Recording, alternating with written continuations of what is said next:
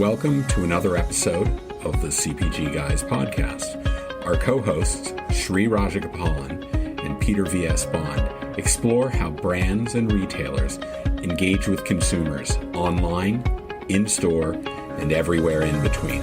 And now, here are Sri and Peter. Hello, everyone, and welcome to a special episode of the CPG Guys podcast. I'm your co-host, Peter V.S. Bond. This is a special episode because it will also be appearing on Unpacking the Digital Shelf podcast, which is produced by our friends Peter Crosby and Rob Gonzalez at the Digital Shelf Institute and is designed to help manufacturers strategize to win in the digital age. A little more about that in a couple of seconds. As always, I'm joined by my co-host. He's an e-commerce superstar of notable CPGs like PepsiCo, J&J, and Revlon. He's also an accomplished entrepreneur. He will tell us all about that in a minute. He's the whiz to my Philly cheesesteak, the carne asada to my French fries. That's a San Diego thing. And of course, Jersey Shore, the Taylor ham to my egg and cheese sandwich. Please join me in welcoming my friend, Sri Rajagopalan. Sri, how are you today? I'm doing awesome, Peter. As always, a pleasure doing this week over week with you and Rob, to be noted. I think he earned the title of the college bragging rights that you were referring to with the superstar comment. So, congratulations. That's you're still stinging from the Yankees loss last year. That's like 2 months old in a 60 game asterisk season. It's like the Barry Bonds 761 homers. Bragging rights. We got the trophy. Doesn't matter how you got it. Go ahead, Sri. No, it does. I'm sorry. I am thrilled to do this episode and talk to a fellow practitioner from the industry. Yep, great. Before we get into that, let me remind our audience that you can find all of our content. Our audio podcast is now on, 20 platforms. Sri, I don't know if you know, we just got listed on Pandora. So that's big. We have a YouTube channel that includes playlists from our Profit series, our Retail series, and our Women Leadership series. We have so much more. It's all free, but Sri and I have Venmo accounts, rather. And if you want to send us money, you can. I'm not going to stop you from it. But just go visit cpgguys.com and you can find it all there. So the reason we have a special episode playing on both CPG Guys and Unpacking the Digital Shelf is because our guest today is from the Digital Shelf Institute, which he and his colleague Peter Crosby founded in 2019. He's also co-founded Salsify, the premier commerce experience management platform that empowers brand manufacturers to win on the digital shelf. That is phenomenal. He's got a blue chip background of credentials. He worked at Oracle and IBM. Sri, we've heard of those, right? Those are good companies. I'm also pleased to share that he, like myself, earned his undergraduate degree from a Little 3 University, Williams College. And we are always happy to have Little 3 alums on the podcast. So I think you may be the first one in addition to me, but anyhow, it's great to have you. Go NESCAC. By the way, ESPN said NESCAC, New England Small College Athletic Conference, the only remaining truly amateur athletic conference in North America. So that's always good. I have no idea what these guys are talking about. I know. You don't have to, Sri. It's beyond you. You're Virginia Tech. Worry about your stuff. Please join Sri and me in welcoming Rob Gonzalez to the podcast. Rob, how you doing today? I'm doing great. Thanks so much for having me. Absolutely. And for those of you watching on the YouTube channel, you see that I'm blinging out my Wesleyan alums sweatshirt. It's a little bit of an homage. As I said to Rob before the podcast, it could be worse. I could be wearing a sweatshirt from Amherst. Oh, there we go. So he's got some bling too from the Shelf Institute. So that's wonderful. I think I'm disappointed this week. This is all I could do, Rob. Sorry. Oh, that's good shirt. That's good stuff. And Rob, we'll send you one of those T-shirts as well. But before we get into this, Rob, we'll do this at the end of the episode too. But I want people to be able to listen to this to be able to do that. Can you tell people where they can find more about Salsify and the Digital Shelf Institute? Yeah, the Digital Shelf Institute is at thedigitalshelfinstitute.org. We've got the podcast. We've got a bunch of member-produced research reports, including one that Chris Perry has been working on. He was a former head of e-commerce at Kellogg and Reckitt Benckiser and other places like that, on retail, understanding retail ad spend on all the retail ad programs that are launching everywhere. Walgreens being the latest one announced this week. And so there's a lot of stuff that you can find on Unpacking the Digital Shelf and the digitalshelfinstitute.org. Otherwise, just find me on LinkedIn. Okay. Rob Gonzalez. I'm the bald guy. Anyhow, thank you. That's really great. And I'll say Chris Perry is a friend of the CPG Guys podcast. He is he's both appeared as a guest and co-hosted with me and in Shree's absence. So we're very familiar. I think we're going to pick your brain about that research and some of our Rob, questioning. to be noted, when you're not doing this like me, you're chasing guns. That's right. That's right. There we go. So let's just jump right into the questions. I know Shree and I are excited about this conversation because, I mean, me personally, because I think the digital shelf is where in my alter ego world of working with power reviews, I spend an inordinate amount of my time worrying over how brands and retailers can engage consumers. So I think there'll be some great content we can discuss there. But let's just start off very simply, Rob. Why don't you tell us a little bit about the mission of the Institute and why did you and Peter decide to found it, and what kind of other content and learnings can people get by getting involved in this? Yeah, so the history, if you go back to the 2000s, I worked at a company called Endeca Technologies, which Oracle acquired for a little over $1 billion in 2011. Endeca invented search, navigation, merchandising technology for e-commerce. And so we built the search and navigation and merchandising capabilities of Walmart.com, Target.com, HomeDepot.com, all the big ones. Amazon tried to acquire Endeca about 2005 to become what would become the A9 algorithm. And so I had a lot of experience working on the retail side of e-commerce. And in the 2000s, the retailers were all moving towards e-commerce, at least the big ones were. But the manufacturers still really couldn't even spell e-commerce. It wasn't something that people at J&J or really anywhere cared about. So ever since Oracle acquired Endeca, and founding Salsify in 2012, I've been spending all my time really on the brand manufacturing side of the supply chain. And as you guys know, as the CPG guys, there aren't very many places to go if you're a brand manufacturer and you're trying to learn digital. You're trying to win online. You're trying to make this transition from brick to omni. And we founded the Digital Shelf Institute to be a place where brand manufacturing thought leaders could come together and learn as peers and try to lift the whole industry and accelerate forward. All of the other places to congregate that have been around the last 10 years tended to honestly, even today, be more retailer focused. All the big conferences, all the big shows, all the podcasts, really heavily weighted on retailers. And we felt that the manufacturers needed a voice. You know, when you said Endeca, it brings back a memory from 2009 when I was running the Technology Innovation Center at PepsiCo, and we were looking at Best Buy and its use of Endeca to help a consumer down select televisions or the exact product SKU that they wanted to find. And we eventually ended up getting it at PepsiCo for our brand websites to help consumers with the drop down select bars, etc. You know, when things that are like obvious these days and people take for granted. Back in 2009, we were actually talking to y'all on how this can even be put in play for a consumer to down select. It was a big deal back then. That said, when I think of Salsify, the first thought that comes to mind, especially from my alma maters, Johnson & Johnson and Revlon, where we used it, is the word PIM. I would love for you to explain to our audience, what is a PIM?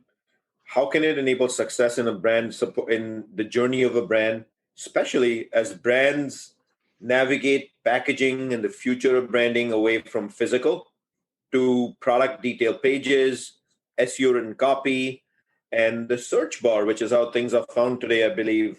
Your thoughts on that, Rob? Yeah, so it's now, I think, a big topic for manufacturers, and it absolutely was not a big topic for manufacturers 10 years ago. And the reason is the shift to digital. So PIM, for those who don't know the term, means product information management. And it's a software category that's been around for over 20 years now. And what the PIM does in essence is it gives you a central single source of truth for your product data and provides things like workflow and security and governance to allow you to make sure that the data that you're storing and mastering within the system is exactly as you want it to be, right? So the goal of a PIM traditionally is to create a golden record for every single product that you sell and make that golden record available to other systems within a company. Now, our view on PIM, and we founded Salsify around 2012. Our view on the traditional PIMs is that this idea of a single golden record is actually a broken idea.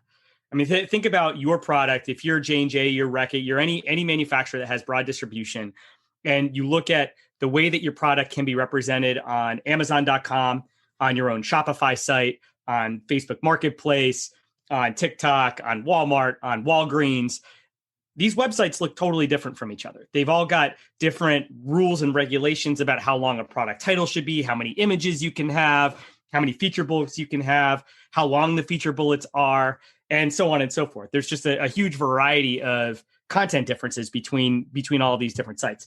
So our view of the role that a PIM should play in a manufacturer in the digital age, we're in 2020 now, is the PIM has to be multi-channel by default. Instead of there being a golden record, there's got to be a golden Amazon record. There's got to be a golden Shopify record. There's got to be a golden Facebook record.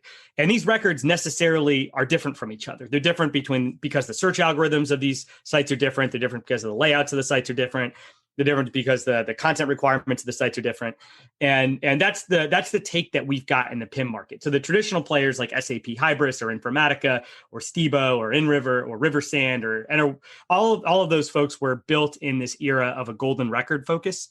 And we're really the first to take an omni-channel view on product data and product content. You mentioned TikTok at some point, Rob. We're going to have to pick your brain over whether the CPG guys should have a TikTok account, because we've got some people saying yes, our audience saying no, but we'll leave that for another day.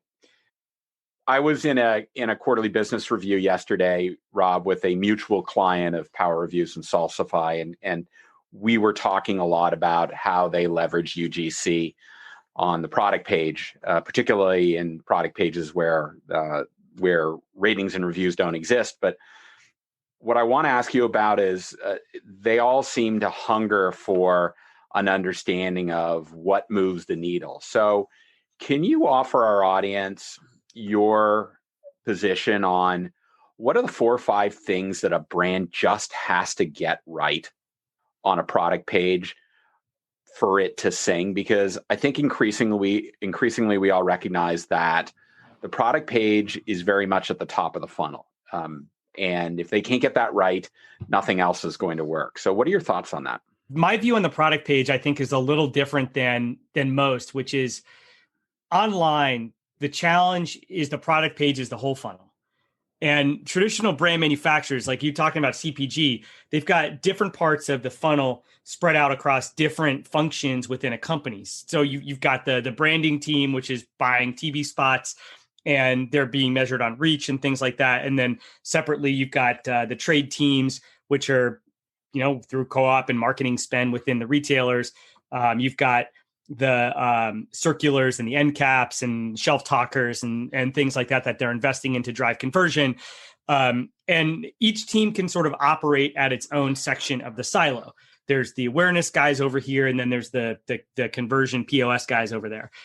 On the digital shelf, you don't actually know where in a consumer's journey they're gonna find the product detail page. It might be the first time they've ever heard of your brand, or at least the product line within your brand, or it might be the last time that they hear about it just before purchase. And we've all been in this situation where a couple of years ago I was buying a new blender, and I was on one of these cross country flights. I had nothing to do, and so I started researching blenders. I go to Amazon, I search for blender because Amazon is increasingly the search bar for products. And, I don't even know how many blenders show up, but there's a ton of blenders out there. You've got Oster, you've got KitchenAid, you've got Ninja, you've got NutriBullet, You've got Breville, there's just a ton of blenders that are out there. So I started, like everybody else, opening up browser tabs. And all of a sudden there's like 40 browser tabs, and I'm looking at the images of the different blenders. I'm looking at the feature benefits. I'm looking at the reviews, and I'm trying to narrow down to a small set of blenders. And then once I get to that small set of blenders, I go to YouTube and I say, Ninja versus Breville, Ninja versus NutriBullet, right? And there's people that'll do the live YouTube reviews that show them blending side by side, show the results. And then maybe I'll go back to Amazon and buy the blender. Or I think at that time I actually did a price compare. So I went to Google and I did a search for the blender that I ended up choosing and finding where I could buy it relatively cheap. And I think that type of journey is pretty typical. So in that case, the Amazon product detail page for the blender searches has got to support search and discoverability, which means that the title and the feature bullets have got to be optimized for showing up high in search. And it's got to support branding, because it's literally the first time that I'm seeing some of these brands. So the image gallery, if the image gallery is just like the front of the blender, the side of the blender, the back of the blender, the bottom of the blender, that's a bad experience. The image gallery has got to be involving UGC, like you're saying, user generated content, blender in usage, things you can make with the blender, stuff that sells, aspirationally what the blender's brand stands for. And so on and so forth. And then, of course, at the bottom of the funnel, there's got to be good support of price and fulfillment and things like that. And so my view of the product detail page is that companies first and foremost need to treat it as full funnel experiences. And the number one thing that most get wrong is they neglect the branding aspect of it. They treat it mostly as a transactional point with pictures of the product. And they don't, like you're saying, they don't use user-generated content. They don't use brand assets as aggressively as they should. Like you look at Amazon, go to an Amazon product, go to like Kindle Fire. There's not one classic product shot of the Kindle Fire. They're all about the Kindle Fire brand and usage, and it's all like modern e-commerce marketing. And most brands still don't do that. Most brands, you still see the front of the box, the back of the box, and that for me is the number one thing they get wrong. Yeah, Rob, I can tell you that I constantly refer on this podcast to research done, particularly by the Baymard Institute, around product page study. And they say very clearly that the image carousel at the top of the page is the most important part of the product page, in that, one, you need multiple images, and two, if you're just doing, to your point, product shots and angles, you're missing the point. The image gallery is in the absence of actually physically holding the product for the first time. Your unique opportunity to help articulate what the scale of the product is. So showing someone holding it, both displaying the product and some words and data so that you can communicate what would otherwise be complex concepts. If you're not doing that, and then understanding that the image carousel can be much more, to your point, than just the image of the product. In the absence of other components of the product page, it is the fundamental way you can build trust in your product, help them understand really what it is, and convert it. So I'll give you a great example there. Is like the data shows that the first thing a shopper does typically is they'll mouse over the images in the gallery, and you don't have to click on it. If you just mouse over the zoom image will switch out, right? Yep. And so a smart thing to do then is to use the image gallery to make whatever key points and feature points that you want to make about the product. Most people don't read. People don't go to the feature bullets and read them most of the time. And so if there's a major point that you want to make, you can't make it in the feature bullets. You've got to make it in the title or the images. And so one example that I really liked in this space is, I like it because it's like a relatively boring product in a boring product category, but it did branding quite well, is GlaxoSmithKline's Sensodyne brand. Sensodyne brand is for people who have sensitive teeth, right? It's not exactly a glamorous product. But when you moused over the image gallery, the second image was an image of acidic foods. And the third image was an image about, and the third image had mostly text. It said, acidic foods, cause your teeth to ache, Sensodyne, right? And so rather than use the feature bullets to make the product case and the feature case and the brand case, they use the image gallery creatively to make the points that they want to make, because they know that people see that way more than they see the feature bullets. And so, the really good brands that are out there, the digital native brands like Anchor, just absolutely dominate this type of point of view. And classic CPG brands tend not to do as good a job on it. Classic CPG brands, I think, it may be legacy due to having spent so much design time on the physical package. They want to show off the physical package, and that's just a mistake. Yep. In the journey of ZenFuel, if you navigate over to our products, ZenChill, ZenSano, ZenZest, whatever the case might be, over on Amazon, and look at our shelf, the digital shelf, aka the images and the video, you'll notice it's very different from the traditional product. The only blueprint we followed is the front of bottle, and then we switch immediately to storytelling on the efficacy, effectiveness, as well as get into how we're different from the competition and how the product actually works. The interesting thing, though, Rob, is the feedback I've collectively gotten back from agencies in the industry is that's a bad idea, and I need to comply with the classic front of bottle, back of bottle, ingredients, shot, things of that nature, and lifestyle images, things of that nature. But I've chosen not to. But that said, as we define this notion of the PDP as the entire funnel, a question that comes to my mind at least is, if brands are still thinking of the PDP as merely bottom of the funnel, then they're still sticking in their marketing mix to advertising and offline mechanisms in big ways, such as television. What evidence is there that this is irrelevant, or is there any data points, or what have you all seen, case studies, etc.? And then with this data, what should brands be doing? Like, how does a brand really get started on this journey of the PDP is the full funnel? Yeah, I have two great stories there about the online shelf being the offline shelf. And the first is, this is an oldie but goodie. When Buy Brands was acquired by Dr. Pepper Snapple Group for over $1 billion, the Dr. Pepper Snapple Group funded a market mix model study that John Denny, who was the head of e-commerce at Buy Brands, he's now a venture capitalist in New York, designed. And the market mix model study, for the first time, included Amazon advertising in the mix for regional store sales. And what they found unequivocally is that when Buy Brands increased Amazon advertising spend, then sales of Buy products, the antioxidant drinks in CVS, went up. When they decreased Amazon advertising spend, CVS sales went down. Wow. And it was black and white. So that's just a single, advertising data point that shows that looking at these online channels and the advertising spend that brings you top of shelf online, the first results in the SERP, those are the ways that you're going to drive in-store sales. A few years later, and this is a story from Procter & Gamble. A few years later, Procter & Gamble found the same thing by accident. They were launching the Tide Pure Clean brand, which is the plant-based detergent that came out a couple years ago. Yep. And they were launching it mostly in regional through regional distribution.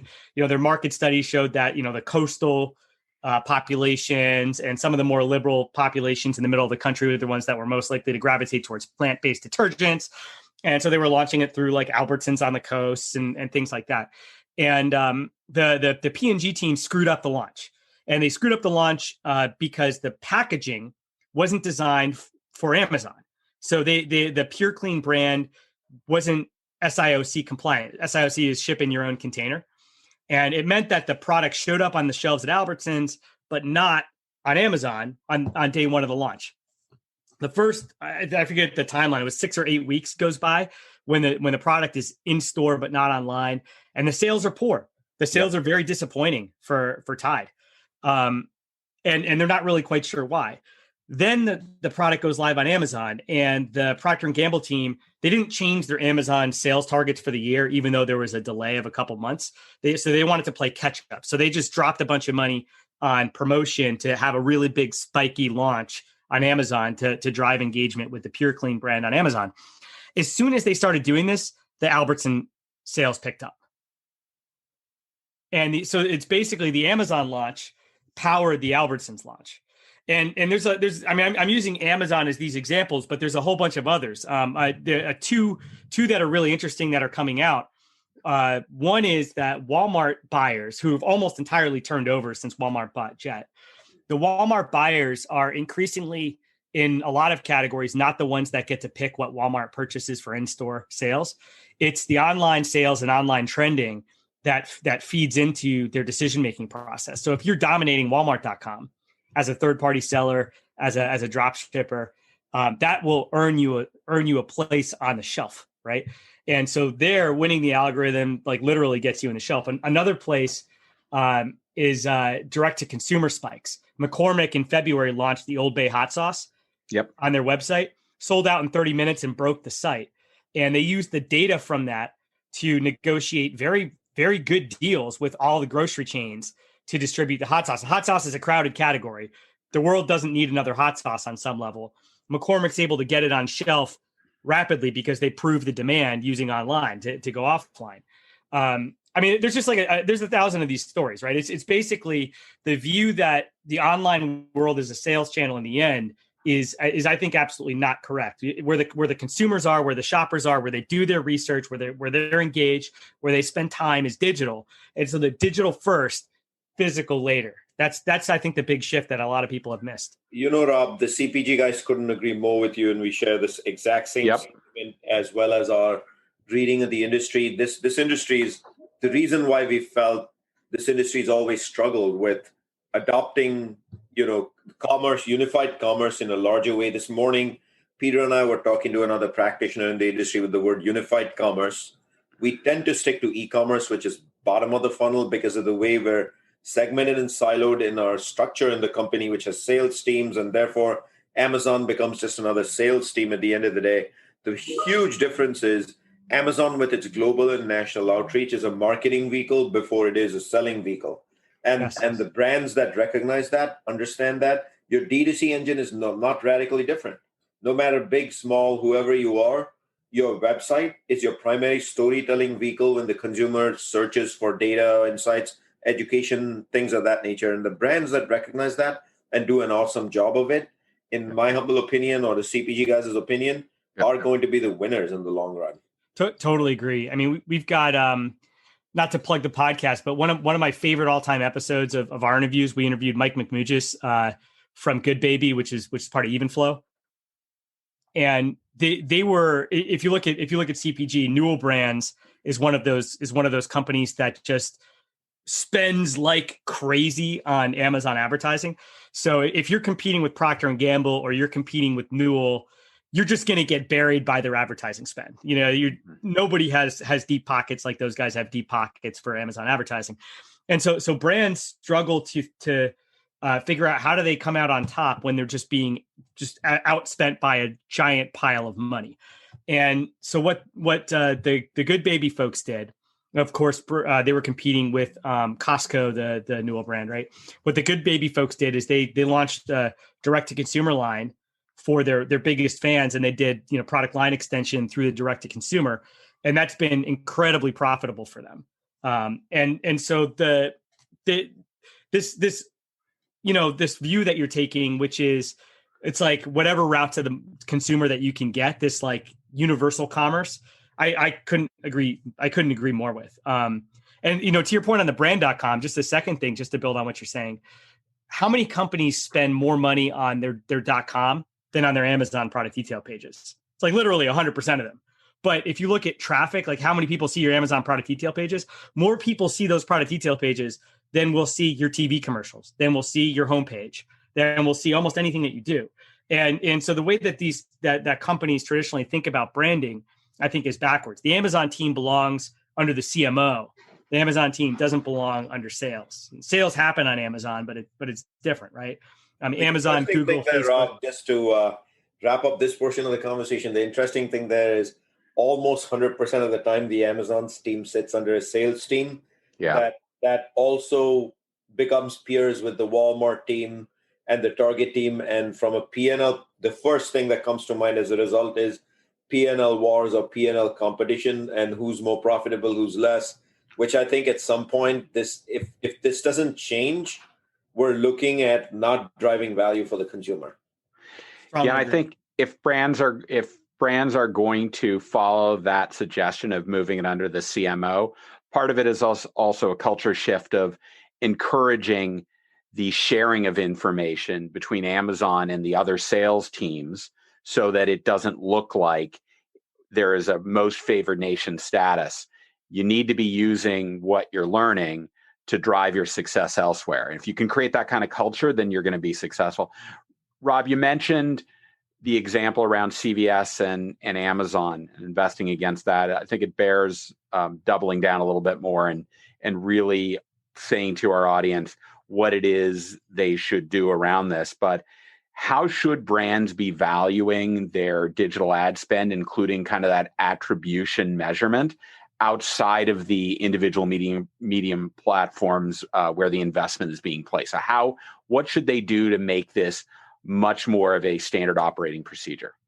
Yeah, this is again getting to the shopper journey that I was talking about earlier. The shoppers are not following the linear buying model that they had before. Hear about a product through advertising, you're in the store, you recognize the product, you buy the product, right? So there's not this step 1, step 2, step 3, step 4 process that I think CPGs over the last several decades are used to following.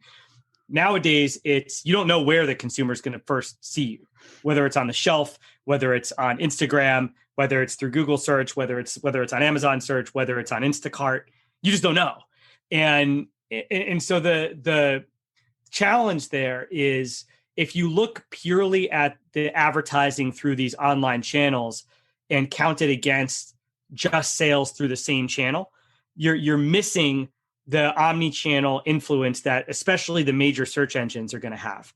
So we've already talked about winning on Amazon helps you win on CVS. Yep. I would argue that winning on Instacart is the same thing. And Instacart launched an ad platform earlier this year. Mm-hmm. And I would also argue that winning on Walmart and winning on Google these days are about the same. These are all major destinations with large audiences where audiences go there first. Kroger just cracked the top 10 in e-commerce. Kroger, similarly, people go to Kroger.com as a place to shop. And so any of these key destinations where a user will initiate anything from research and discovery all the way through purchase, where if they initiate it on the site, then you need to start thinking about it less as ads to drive sales through that site and more as at least a mix of, yes, drive sales through the site, but also drive overall awareness. And so I look at, just as a hard line, you could look at any of the top 10, 15 e-commerce destinations in the US, for example. You could look at Amazon, Walmart, Target, Kroger, Best Buy, and so forth, as places that you can look at increasingly as brand marketing. You can look at it increasingly as, this is where your reach is, this is where your discovery is, this is where your influence is. And the market mix models that have been done that show the cross-channel influence, show that this bears out.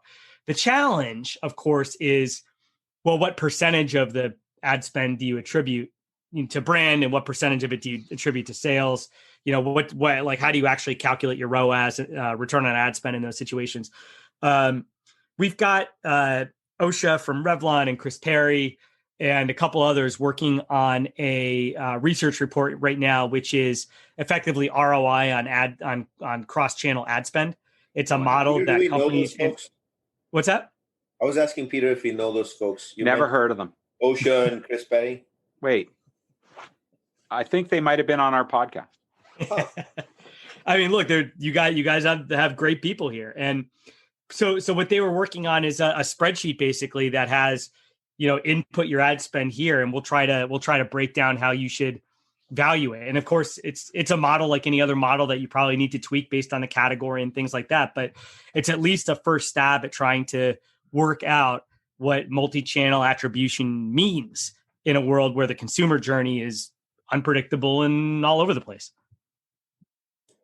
So that said, right, so we talked a lot about awareness. We talked a lot about how this word e-commerce, which is really bottom of the funnel, is starting to take on prominence as the entire funnel, and how retail platforms, whether it's your own D2C, which is Google, Shopify, things of that nature, as well as Amazon and the Walmart.coms, are really awareness and storytelling vehicles for brands to kind of captivate and build lifelong relationships with the consumer. Not a lot are doing it, but you gave a handful of examples. Let's jump into the world of trade. So media, conversation with the consumer on a P&L is below the line and comes from a media mix traditionally owned by a CMO. We've kind of declared earlier on this show, Amazon should be under a CMO, which we couldn't agree more. What happens to the selling aspects, which is above the line, aka the trade dilution to net trade sales? How should a brand invest against all forms of trade in 2021, given what happened in 2020? Man, it's such a hard question. I mean, I think brands, generally speaking, there's a big trend where brands want to have a better handle on what the ROI and the trade spend is. So, you go back 20 years and there's, the co-op line items, there's a little bit of like a shrug. Like, I don't know exactly where this money is going. The retailer's requiring it of me. I don't know. Like you try to negotiate as much discrete value in the trade spend with the retailer as you can, but a lot of it's I don't know, a kind of wasted money. It's almost like a tax that the retailer is imposing on you. And what the overall trend in the world is we're moving from really hard to measure advertising mediums, like television, co-op, things like that, to performance marketing, which have better ROIs and at least measurable ROIs associated with them. Search engine marketing is the leading example of that, but there's a ton of others that you can look at for performance marketing. And I think in the COVID times, especially, where a lot of people just aren't going, foot traffic is way down, and a lot of the things that you would spend trade on are measurably less important because there's less foot traffic. I think it's like a lot of things with COVID accelerates these types of conversations. Retailers, in the face of a absolutely giant advertising giant like Amazon advertising is becoming, are under a lot of pressure to prove ROI and to defend their trade requests from brands and show data along those lines. Folks like Kroger are ahead of the game there with their 8451 team, but I think the rest of them are going to have to follow suit. So in 2021, to the extent that it's possible, I think brands are in a better position than they ever have been to actually demand the models and demand the data and try to build ROI studies with their retail partners, because they can bring data from other retail partners that are providing that value, and I think that's where the trade spend overall just has to go in the market. Rob, I know you wear a bunch of different hats, including the one you're physically wearing right now. But let me turn to your other responsibility, which is at Salsify. Specifically, I'd like you to talk about the Open Experience Alliance. What's that all about? What were the market conditions that necessitated Salsify to launch it? And has it been successful?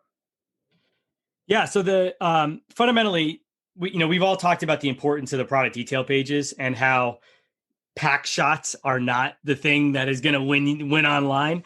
Mm-hmm. It's not best practice. The way that a lot of the systems have been built for the physical shelf is around pack shots. It starts with the planogramming systems. Okay. Grocers will use JD Edwards, they'll use Nielsen, whatever, to do their planogram resets. In order to do the planogram resets, they need planogram data. So they need the actual dimensions of the eaches of the cases. They need the weights. They need the GS1 planogram images, the front shot, front left, front right, top, bottom, and so on and so forth. And so systems were built, like companies like Gladson, which have, 50, 60-year-old company, were built around the idea that you needed to create planogram data for planogram systems to do planogramming. And that's a big part of how grocery operates. In the 90s, when circulars were really blowing up, I mean, that's where the huge explosion of circular spend really happened. The images that were available to use in circulars were also from these planogram systems. So the planogram images, the front shot, front left shot in particular, started to be used for circulars and other trade programs that the retailer was doing. Now, that means that the data pipelines that have been built that are just a little bit ossified go through these legacy planogram content providers, the Gladsons, Item Masters, Quickies, and so forth of the world, that are really just doing brand pack shots and then loading up the data in the grocer's planogram system. As we talked about, that's totally insufficient for the digital shelf. On the digital shelf, you need to have lifestyle images. You need to have words that sell the value of your brand and your product in the image gallery. You need to have 360 spins. You need to have videos. You need to have user-generated content. You need to have all that stuff. That's how you win. That's how you outperform competition. It's how you drive conversion. It's how you drive search relevance. And so these old systems don't support it. I mean, they were rigid, classic on-prem software systems designed 30 years ago that are just not designed for all of this volatile consumer-facing content. So what we wanted to do is we wanted to open up the data pipelines to the retailers to allow for additional experience content that's required to win online. Now, the way that the retailers work is, let's say that you're setting up an item for Publix or you're setting up an item for Albertsons. They still require that you go through Gladstone. So it's like a toll road to get your data on there. And then that data shows up on the .com. They're basically treating the .com like a circular. And our view of the open, and what we were trying to do with the Open Experience Alliance was get together tons of leading CPG companies, the Coca-Colas and L'Oreal's and Tyson's and so forth of the world, to lobby the major retailers to say, look, we have great e-commerce experience content. Just give us a way to express this old way of doing things where you're getting planogramming data and you're putting it on the website is broken. We need a new way of doing things where you allow us as brand manufacturers to express our brands on your web properties the same way we can on Amazon. Right. And I mean, as you guys know, a lot of the grocery chains, especially in the US, are traditionally run. They're run by people that have been in the chain for 35 years that don't really have a lot of digital experience. And they need this type of lobbying pressure in order to prioritize changes to the way that they do business. So the OXA was designed to, break these traditional walled gardens down of planogram setups and open up the world to brand experiences on these .com sites. And it has been successful. I mean, this is, we've worked pretty closely with folks like the big ones, Walmart, Target, Amazon, Home Depot, others, to build experience pipelines that allow for greater brand control of what shows up on those properties. And it's because of the lobbying efforts of this group of CPG leaders. So the OXA is still in full force. We're doing a lot of work with dozens of the majors today, and anyone who's interested can go to Open Experience Alliance. Just search for it on Google, and you can sign up. That's very helpful, Rob, and I'll be as decorous as I possibly can in my commentary on this. You did mention the fact that there is a toll road associated with the legacy mechanisms of getting that offers companies an opportunity to monetize access from brands to retailers, and it can at times be excessive. We certainly are experiencing that at Power Reviews, and retailers need to be more aware of making opportunities for brands to share content and collaborate as much as possible with them, particularly new and emerging brands. Like, some of these mechanisms really ultimately deliver only big brands that can afford to pay to play with those retailers through these toll roads. And that is to the detriment of retailers, because it discourages D2C brands and new and emerging brands from being able to share content. So I appreciate you walking our audience through exactly what that was. Thank you. Well, it's even worse than that too, because I mean, the retailers, I don't think, have understood that these exclusive toll roads pick their own pocket. It's basically a brand manufacturer is taking money that they could spend in trade, right? Because it's fair and equitable treatment. The money that is spent on these toll roads is taken directly out of the retail team's budget. And they're not sharing that revenue back with the retailer. They literally are not only they're taking all of the money from the brand, and that is being sourced from the trade fund. So it is to their detriment that it could be used for other types of sales building activities. Yeah, I agree. This is brands should be able to work to control their brand experiences. It's to the best of everyone. I mean, ultimately, Jeff Bezos started Amazon to be the most customer-centric company the world has ever seen. Work from what the customer wants backwards. And online, it's clear the customers want great experiences. And any friction that you put in the way of delivering a great experience is hurting the customer experience and is therefore hurting your business. Online, the competition's only a click away, and you've got to do everything that you possibly can to earn and continually re-earn the trust in the business and the loyalty of the modern digital shopper. Well, you couldn't have said it any better, Rob, that if you're a retailer and your competitor has more content that can help accelerate the path to purchase than you do, and you've got a partner that is actively discouraging you from being able to source that content, I don't know how much longer as a retailer I'd want them as my partner. So it is to their benefit. And that is the kind of conversations we're having with a lot of retailers over the last year and a half since this kind of faced our part of the product page, much as it has faced yours for quite a lot of time before that. After that decorous conversation between you both on retail in general, I feel I have the simplest question of this episode on the CPG guys today, which is very straightforward, Rob. I know that recently the Digital Shelf Institute released a retailer ad spend report. So we'd love for you to get into some of the inner workings, such as when that was actually put together, how did you all decide to do it, and what are some of the key insights that come out of this ad spend report in terms of what brands can learn? Yeah, there's a few different. We've been spending a lot of time on retail advertising spend, so we've got another one that's being launched next week, actually, as a follow-on that focuses more on these retail media groups that are proliferating now. The previous one, we got together with. Do I sniff a retail media product coming from Salsify? No, it's interesting. I'll tell you, that space is incredibly interesting, is incredibly volatile. In Boston, where Salsify is headquartered, there were a number of ad tech companies in the 2000s. You had Nanigans, you had Localytics, you had there's a bunch of them. And the reason that the ad tech companies were good back in the 2000s was that there were a lot of competing digital properties, and there wasn't a clear winner. So you were syndicating advertising across a couple dozen advertising sites. It's much like in marketplaces in the 2000s. Channel Advisor was coming up, and there were lots of these different marketplaces online, and none of them was particularly dominant.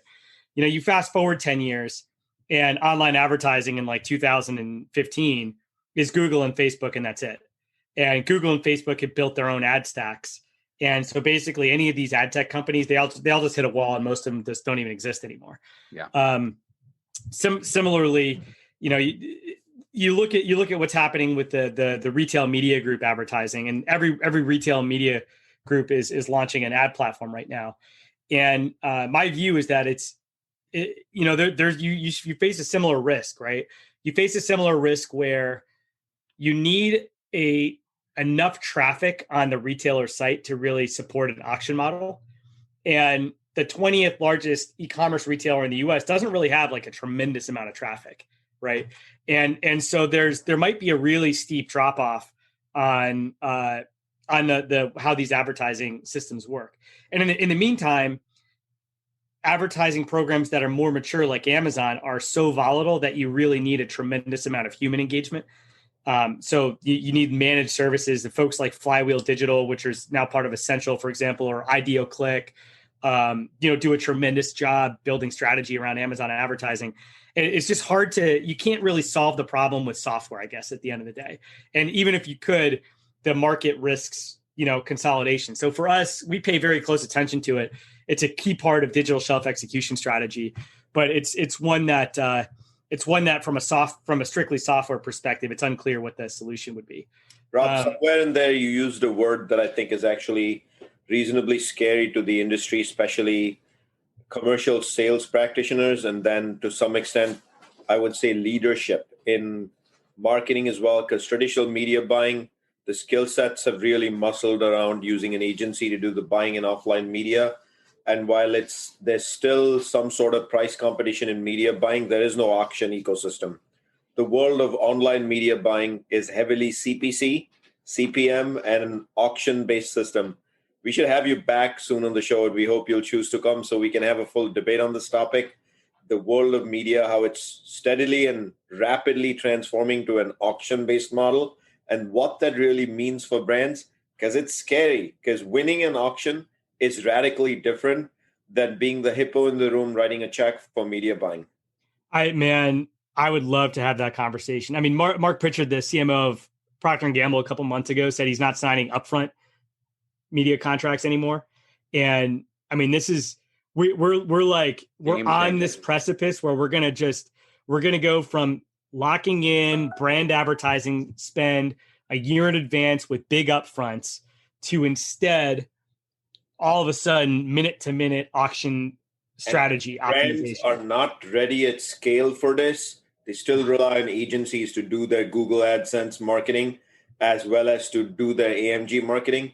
To win in this sort of a new atmosphere that you're discussing, you have to be dynamic as heck and really know the art of long tail keywords if you don't have big budgets and deep pockets, and be on top of marketing like 24/7. This is no longer a game of buying large media on January 1st, like you said. But back to the report, Rob. Yeah, so back to the report. So the one that most recently came out, we partnered with Kenshu, who does have software services for automating Amazon ad spend, and with Profitero, which is a global leading digital shelf analytics company, to try to figure out, given the three companies and our different focuses and areas of reach and data assets, could we show links between experience management and advertising spend efficiency? And here was the thesis. The thesis is basically really good on-page experiences, inclusive of reviews, images, optimized titles, things like that. High product grades should increase conversion rate. And we know if you look on Target, if you look on Amazon, you look at Home Depot, we know that conversion rate on a PDP is part of the mix of metrics that go into search ranking. Yep. So all things being equal, a higher converting product will rank higher for search than a lower converting product, right? And we also know that the most mature auction-based model for retail right now is Amazon. And we know that Amazon doesn't just give the ad spot to the highest bidder. They give the ad spot to the highest bidder that's likely to convert.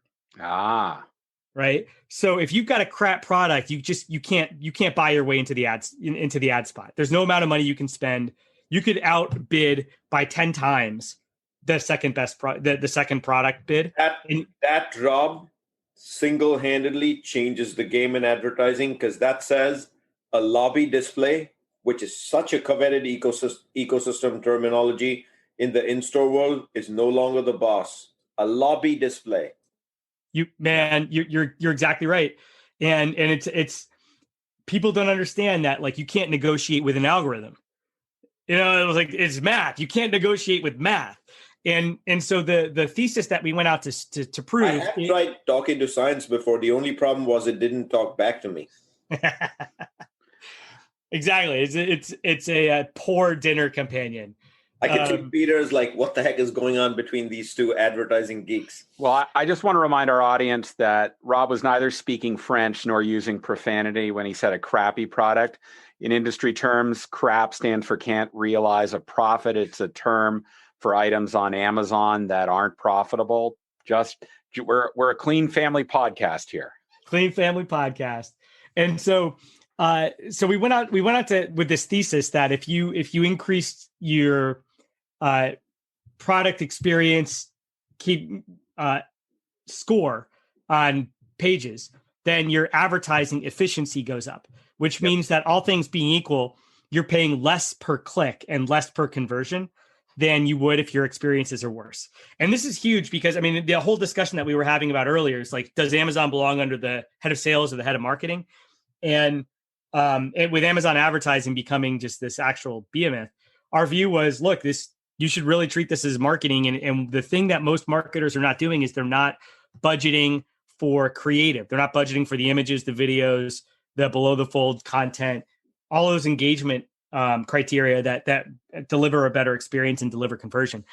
And so what the report shows is that, yes, there's actually a pretty strong relationship between how good the experience is and how efficient the ad spend can be for a product, which means that if you've got a limited ad budget, which everybody does, except, maybe Procter & Gamble at Amazon, but if you've got a limited ad budget and you want to make that money go as far as you can, the data shows build an amazing product detail page first, and then that money will go further. You just need to spend less to get the same amount of views and same amount of sales. And so it's these types of insights that we're trying to understand about the relationships of experience and ad spend, and we're going to do something similar in the new year with inventory as well. We think that there's a very, very strong correlation between inventory and stock management and performance on search ranking across a few of the major e-commerce sites. And we're going to start looking at that as well. Well, this is terrific, Rob. We had Mike Black, your counterpart from Profitero, on the podcast in 2020. Mike's and he great. spoke to some of the initial thoughts around this. So we're very excited to see that research. I'll remind our audience that all of our content are links to audio podcasts now on 20 platforms, including Pandora. Our YouTube channel, Adam Rose's e-commerce glossary, all the content from our profitability series. It's all free. You can find it by just going to cpgguys.com. Also, if you have a virtual assistant, you're walking around the house, maybe cooking a meal, you want a little education and entertainment at the same time, you can always ask her or him, however you designate your virtual assistant, to simply play the CPG Guys. And while you're at it, ask them to play Unpacking the Digital Shelf. Both are great, great listens. Rob, thank you so much for joining us. The time just flew by on this. This was tremendous. We must have you back. Can you remind our audience exactly, again, where they can learn more about the Digital Shelf Institute? Yeah, go to digitalshelfinstitute.org, search for Unpacking the Digital Shelf on any podcast player. Find me on LinkedIn, Rob Gonzalez, the bald guy, the second most famous half Cuban bald guy in e-commerce. That's brilliant. Happy to talk. That's brilliant. Thank you. Thank you again. Who's the first most half Cuban famous guy in e-commerce? Jeff Bezos. Okay, there you go. There you go. I mean, I guess it's his adopted father that's Cuban, but close enough. And I'll close with you by thanking you for rebroadcasting this podcast on Unpacking the Digital Shelf. I think it's great for us to cross-pollinate our audiences. We're not in competition. We're trying to create conversations that are inclusive and that continue on, whether they are in future episodes of ours or future episodes of yours. So thank you so much for that. Yeah, Shri, thanks for having me. Shri, this was another just terrific episode. I was champing at the bit to get this recorded, and I know this is going to be pure gold, but thank you again for joining me on this. Peter, as always, week over week, thank you. To all our audience, I want to say thank you for all the love you've shown us and for the organic growth. I want to remind you all, when you get a moment, if you have a chance, please do go to ratethispodcast.com/CPG guys. Do give us a rating and reviews. Every now and then, Peter loves to be told that we're good or we're bad, and we need to change the topics we're discussing. And no better platform than to communicate with us with a rating and a review. Rob, thank you. All right. And thanks to our audience for joining us. We look forward to you joining us on the next episodes of both the CPG Guys podcast and Unpacking the Digital Shelf. Thanks and have a great day.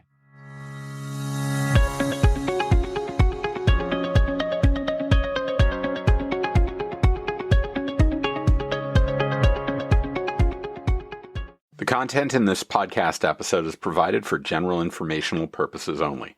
By listening to our episode, you understand that no information contained in this episode should be construed as advice from CPG Guys LLC or the individual author, hosts, or guests, nor is it intended to be a substitute for research on any subject matter. Reference to any specific product or entity does not constitute an endorsement or recommendation by CPG Guys LLC. The views expressed by guests are their own, and their appearance on the program does not imply an endorsement of them or any entity they represent. The views expressed by CPG Guys LLC do not represent the views of their employers or the entity they represent. CPG Guys LLC expressly disclaims any and all liability or responsibility for any direct, indirect, incidental, special, consequential, or other damages arising out of any individual's use of, reference to, or inability to use this podcast or the information we present in this podcast.